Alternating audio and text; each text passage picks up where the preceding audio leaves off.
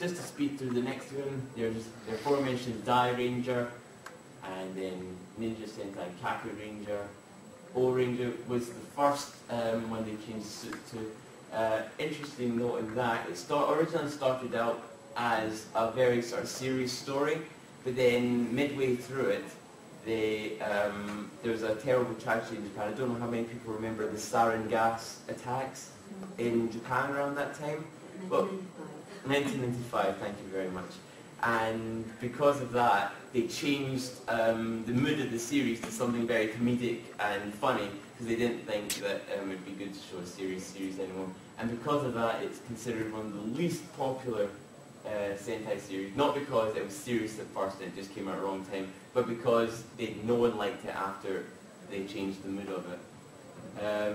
Car Ranger, that was an interesting one, in that, yeah, they took their power from cars. It's as stupid as it's meant to sound, because it was like an anniversary series, it fell on an anniversary year, and they decided for it to make a parody of Sentai while making it a parody show. So they suddenly take their powers from car-related constellations in the sky, they work at a garage, all the monsters are stupid, and it's mind-blowing to watch, but more mind-blowing the fact that when they made it into a Power Ranger series, sorry for the additional mention, they tried to make a series out of what was originally meant to be a parody. So you've got idiotic original footage combined with serious American footage. Doesn't work very well. Denji Sentai Mega Ranger next, and then Gingaman, Go-Go 5, Time Ranger. Time Ranger is actually, just to go back one, Time Ranger significant in that it's an extremely serious series. Usually there's quite a good mix of comedy and drama to it. Time Ranger was incredibly serious, it's a very well plotted sort of time travel story.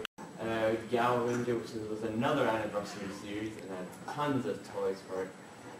Hurricane Ranger, Abba Ranger, Deca Ranger. They've gone on to a new pattern, as you can sort of see here.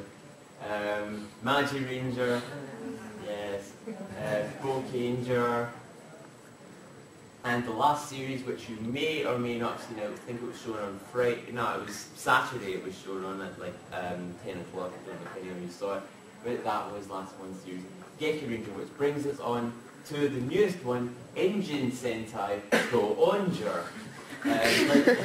Yep, you can see the Go in the title again. It's basically a huge homage to 80s Sentai. That's why I keep telling myself anyway, with the music and everything. And just the designs of the suits as well are incredibly retro. It's kind of like Transformers meets Sentai. You've got the talking engines versus Gaia Arc, which are monsters that are trying to pollute the earth and stuff like that. And the motifs are sort of ecology and motor vehicles. And okay, that brings us to the end of Sentai. So next, the other major franchise that's airing at the moment is the Kamen Rider franchise.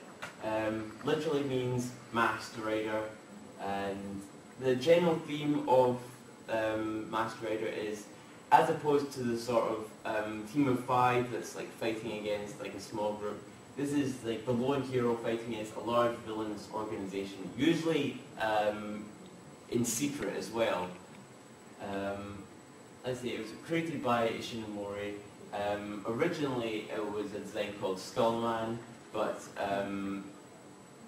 he made up several designs, asked his son which one he wanted, and he picked up a grasshopper motif, and that's what became Kamen Rider. The traditional transformation call is a simple pension, which basically translates to transform. And it's split into the old generation series, the Showa series, and the new generation Heisei series. And the main difference between them is that the old generation happened before Ishinomori's death, and all the new generation series happened after his death. Beforehand, he always had a sort of say in how the franchise went. The original Kamen Rider Was made in 1971, ran for an impressive 98 episodes. It featured the Double Riders, Kamen Rider 1 and 2 versus the terrorist organization Shocker. Yeah, the reason that I said it was a lone hero, but then I said there was two of them, is because in those days the main actor performed all his own stunts. This backfired in like episode 18 or something like that when he fell off his motorbike and shattered both of his legs, which meant that they sort of had to quickly phase him out, bring in a new actor, and that's why they had to introduce Kamen Rider 2. And when the main camera actor for Kamen Rider 1 got better, then they brought him back and made them into the Double Riders. Amazingly, it was originally quite unpopular, which is amazing when you consider just how long the series eventually went round for. I don't have the unfortunately I couldn't find it all, so I'm sorry. Just running through the old gen series quickly, there was the third one, Kamen Rider V3, Kamen Rider X, Kamen Rider Amazon, who's the first one not to be sort of technological but more biological. Kamen Rider Stronger, Kamen Rider Sky Rider, Super 1, ZX, and yes, Kamen Rider Black, who you see there at the front of them there. Kamen Rider Black RX, I'm just going to focus on for a moment. It was 1988 it got shown, and last year before the Ishinomori's death. And it's interesting, it's the first sort of direct sequel, because the one right before it was Kamen Rider Black, and this is the direct sequel to it.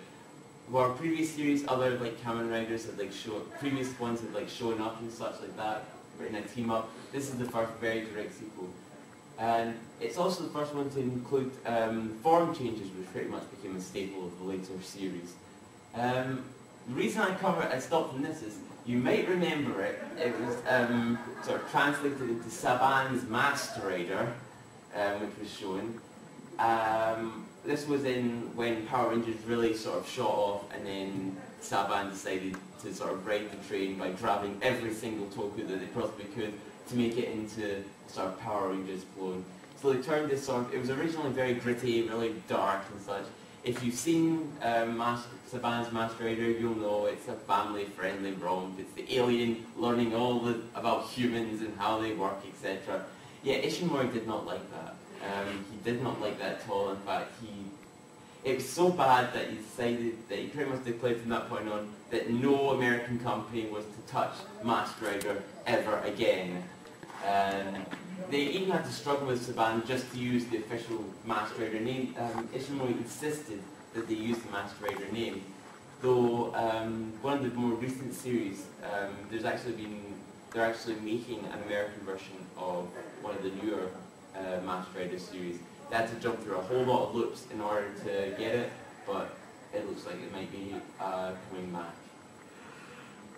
Kamen Rider Kuga was the first one of the New Generation series, aired in 2000, in the year 2000.